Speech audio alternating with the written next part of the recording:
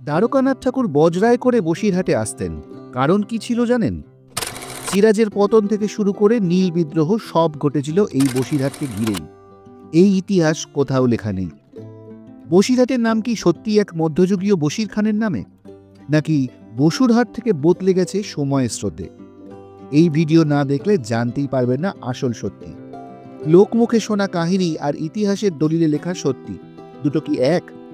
এই ভিডিওতে প্রথমবার মিলেছে বসিরহাটের লোককথা আর প্রমাণভিত্তিক ইতিহাসের সমন্বয়।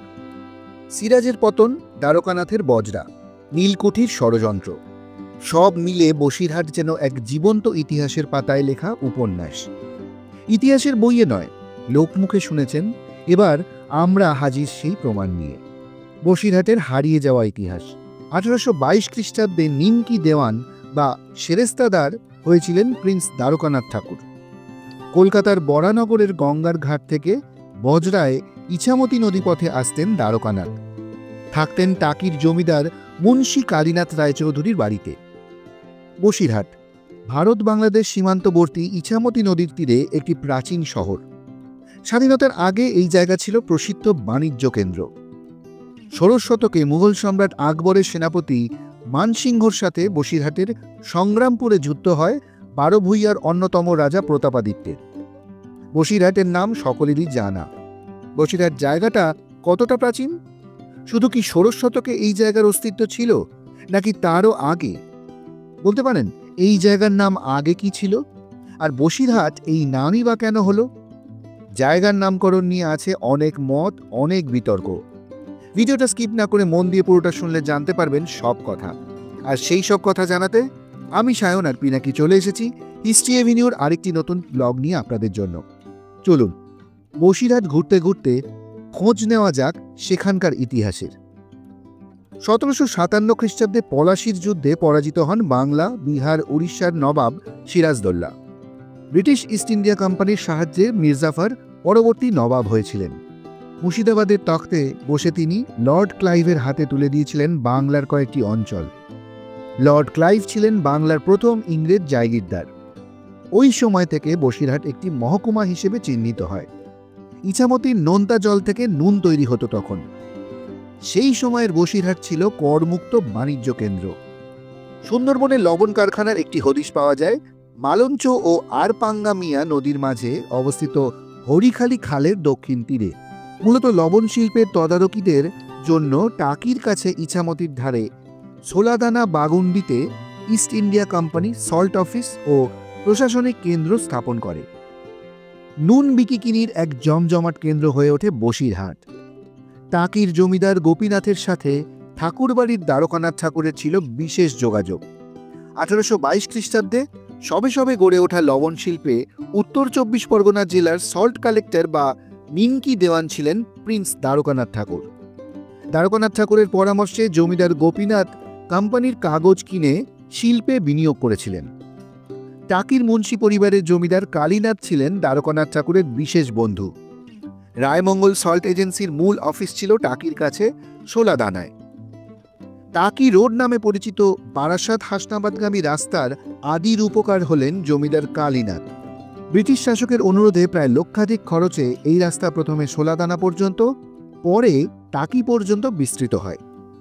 এই রাস্তা বসিরহাটের ব্যবসায়িক উন্নতিতে বহুমূল্য ভূমিকা পালন করেছিল এবং এখনও করে চলেছে। টাকি রোড নিয়ে আমরা টাকির ব্লগে বিস্তারিত আলোচনা করেছি, চাইলে আপনারা দেখে নিতেই পারেন। পরবর্তীকালে ব্রিটিশ আমলেই 1810 খ্রিস্টাব্দে বসিরহাটে রমরমিয়ে নীলের ব্যবসাও শুরু হয়। একই সঙ্গে নীল আর নুনের ব্যবসা করে প্রচুর মুনাফা করত ইস্ট ইন্ডিয়া কোম্পানি। ইছামতির দুধারে নীলকুঠি তৈরি হয়। আসলে ইছামতি নদী ওই অঞ্চলের প্রাণকেন্দ্র।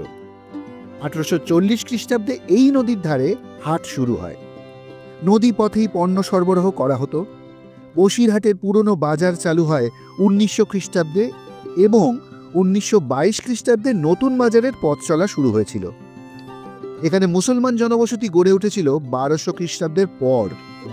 বসিরহাটের শাহী মসজিদ গড়ে ওঠে 1466 খ্রিস্টাব্দে। বসিরহাটের বিখ্যাত তাঁতে বোনা হস্তশিল্প গামছা।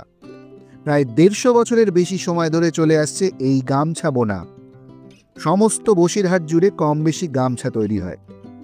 সীমান্তবর্তী পানিতর গ্রামের শিল্পীদের তৈরি বিখ্যাত মুন্সির গামছা দেশে ও বিদেশে যথেষ্ট জনপ্রিয়।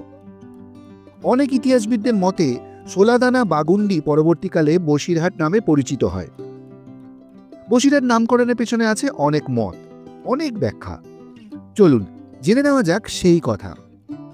ঊনবিংশ শতাব্দীর কবি শেখর অঘরনাথ বসুর মত অনুযায়ী বসিরহাটের রসময় বসুর কোনো পূর্বপুরুষ বসুরহাটের প্রতিষ্ঠাতা। নাট্যাচার্য অমৃতলাল বসুর কোনো পূর্বপুরুষের নামেও এই নাম হতে পারে। বসুরহাট থেকে বসিরহাট।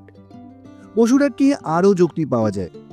1899 খ্রিস্টাব্দে রচিত ইতিহাসবিদ সতীশচন্দ্র মিত্রের লেখা বঙ্গীয় সমাজ বইয়ে পাওয়া যায় আরবেলের বসুদের প্রসিদ্ধ হাটের নাম অনুসারে এই নাম। আবার জনৈক ক্ষমতাশালী ব্যক্তি গোপাল দাস বসুর নাম থেকেও এই বসুরহাট নামটি আসতে পারে। আরও একটা যুক্তি শোনা যায়, ডগঘাটের ইজারাদার বসু পরিবারের পদবি থেকে বসুরহাট থেকে বসিরহাট। সতীশচন্দ্র মিত্রের 1914 খ্রিস্টাব্দে রচিত যশোর খুলনার ইতিহাসে বসুরহাট বা বহুরহাটের উল্লেখ পাওয়া যায়। এছাড়া আরও অনেক মত পাওয়া যায়। বাঁশের হাট, বাঁশ কেনাবেচার হাট, বস্তির হাট, নিম্ন অঞ্চলের বা নিম্ন শ্রেণীর হাট বা পশু বিক্রয়ের হাট। বহুরহাট বহু রকমের পণ্যের ক্রয় বিক্রয় কেন্দ্র বা হাট।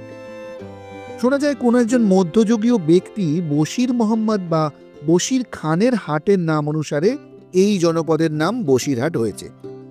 বসিরহাট ছিল নীল ও নুনের বাণিজ্যিক কেন্দ্র।